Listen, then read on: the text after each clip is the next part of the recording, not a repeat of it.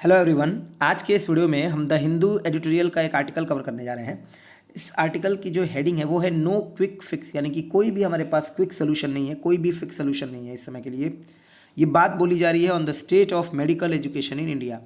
भारत में जो medical education है उसकी अवस्था को लेकर, उसकी स्टेट को लेकर। India must not allow mushrooming of medical colleges without train faculty and infrastructure. Bharat को अलाउ नहीं करना चाहिए, मस्ट नॉट अलाउ, भारत को अलाउ नहीं करना चाहिए mushrooming of medical colleges. Mushroom मतलब होता है बहुत तेज़ी से बढ़ना। तो मशरूमिंग ऑफ मेडिकल कॉलेजेस, ये जो मेडिकल कॉलेजेस बढ़ रहे हैं उनकी मशरूमिंग को, उनकी संख्या को, बढ़ती हुई संख्या को बिना ट्रेंड फैकल्टी और इंफ्रास्ट्रक्चर के। The war in Ukraine has brought to the fore. Bring to the fore का मतलब होता है कोई चीज़ नोटिस में लाना। बहुत अच्छा फ्रेज है, इडियम है, ध्यान रखिएगा। प्लाइट मतलब होता है दुर्दशा। परस्यू मतलब होता है किसी चीज़ को फॉलो करना या उस चीज़ को जारी रखना, करना जारी रखना। The war in Ukraine, Ukraine में जो ये वॉर हुआ है, has brought to the fore, उसने नोटिस में ले आया है the plight of Indian students, भारतीय स्टूडेंट्स की दुर्दशा को।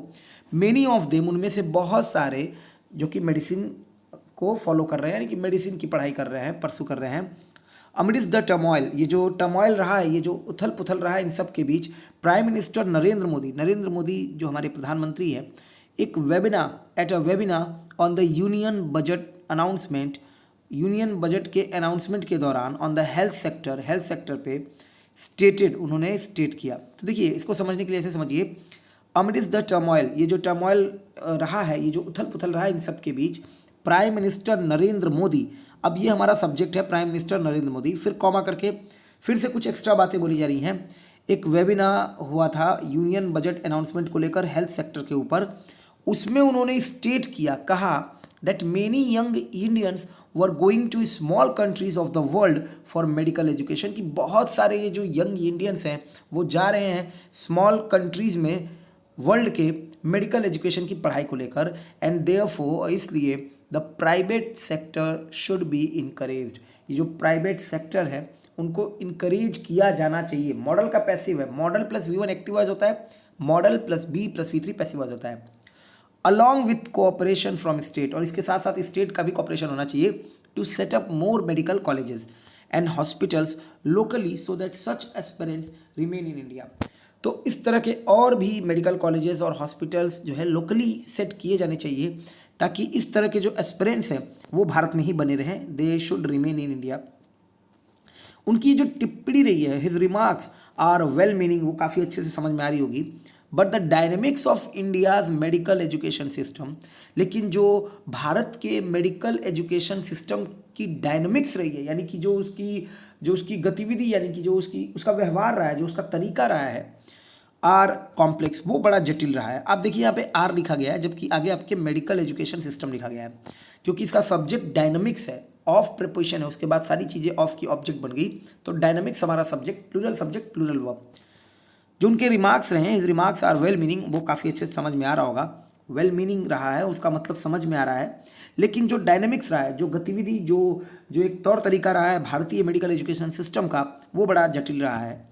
The most sought after international destinations, सबसे ज़्यादा सॉट आफ्टर मतलब जिसकी सबसे ज़्यादा डिमांड हो, वो मेडिकल इंटरनेशनल एजुकेशन डेस्टिनेशंस जो रहे हैं, the most sought after international destination, जो सबसे ज़्यादा इंटरनेशनल डेस्टिनेशन जिनकी डिमांड रही है मेडिकल की पढ़ाई करने के लिए, ट्रेडिशनली अगर देखा जाए तो मेडिकल एजुकेशन के लिए, यूनाइटेड स्टेट्स, यूनाइटेड किंगडम और फ्यू वेस्ट यूरोपियन कंट्रीज़, ये रहा है, ये डैश देकर बताया गया है। और फिर वो बात आगे जोड़ी जा रही है, are however too expensive for most Indians, वो ज़्यादातर इंडियंस के लिए बहुत ज़्यादा एक्सपेंसिव रहा है।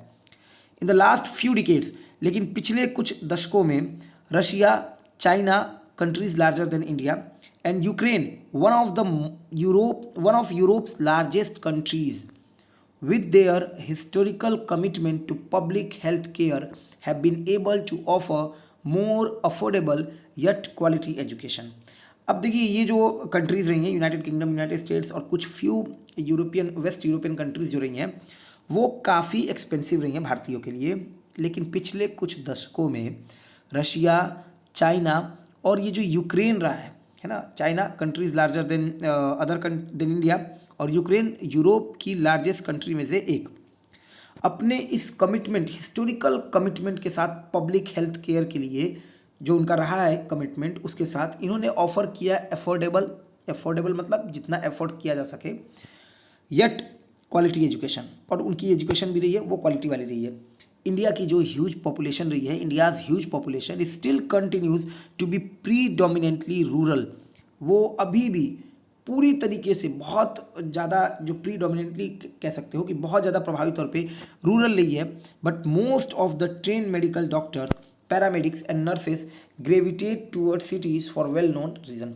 लेकिन ज़्यादातर ये जो मेडिकल डॉक्टर्स रहे हैं, पैरामेडिक्स रहे हैं या फिर नर्सेज रही हैं, ग्रेविटेट मतलब होता है के तरफ जाना, गोइंग टूवर्ड्स, वो जो है सिटीज़ के तरफ ही बढ़े हैं फॉर वेल नोन रीजन्स, अच्छे रीजन्स, अच्छे कारण के लिए।